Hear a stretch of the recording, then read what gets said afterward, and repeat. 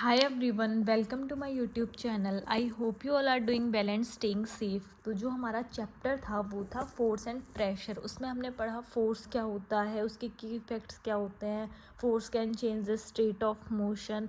आज हम पढ़ेंगे टाइप्स ऑफ फोर्सेस कि फोर्सेस कितने टाइप्स के होते हैं.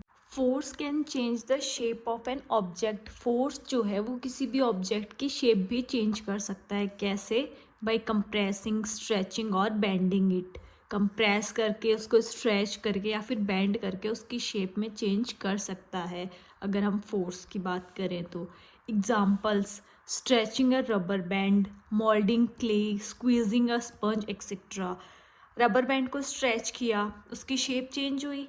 मोल्डिंग क्ले, क्ले से हम कुछ भी बना सकते हैं, उसकी शेप चेंज हुई. स्क्वीजिंग अ स्पंज, जो स्पंज होता है उसको हम स्क्वीज करें तो उसकी भी क्या हुई, शेप चेंज हुई. अब बात करें टाइप्स ऑफ फोर्सेस की, तो फोर्स कितने टाइप्स के होते हैं? 2 टाइप्स के, contact force and non contact force. Contact force की बात करें तो वो उसमें भी 2 टाइप के फोर्सेस होते हैं, muscular force and frictional force. और नॉन कॉन्टैक्ट फोर्स में कौन से फोर्सेस आते हैं? Magnetic force, electrostatic force and gravitational force. Contact force word से ही पता चल रहा है. कॉन्टैक्ट मतलब किसी के कॉन्टैक्ट में आने से. Any force that occurs when 2 objects physically touch each other exerting A direct interaction.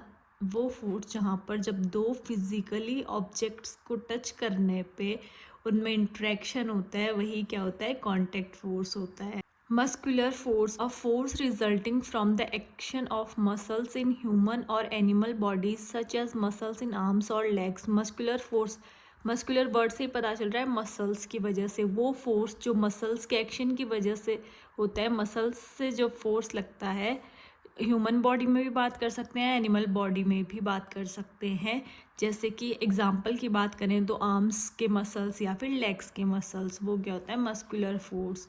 Frictional force, the force that opposes the relative motion between 2 surfaces of an object when they come in contact. वो force जो कब लगता है? जब 2 objects की surface contact में आती हैं, तब ये मोशन वहाँ पर होता है.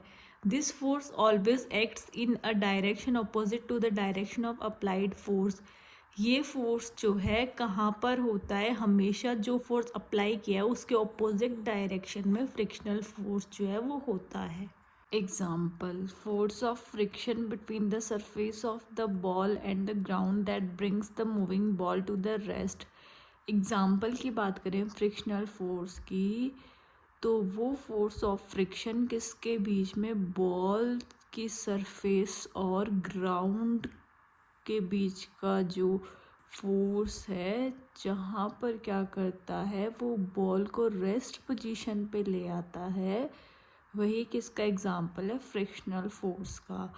क्या होता है? बॉल जैसे जैसे स्लोज डाउन हुई, रुकने पे आई, ग्राउंड सरफेस के कांटेक्ट में आई, तो वो धीरे धीरे क्या करेगी? एक जगह आकर रुक जाएगी. वही क्या है?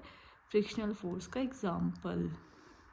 आई होप आपको इतना पार्ट समझ में आया होगा. Please do like, share and subscribe to my channel for next part. Thank you and have a great. Subscribe now and hit the like button.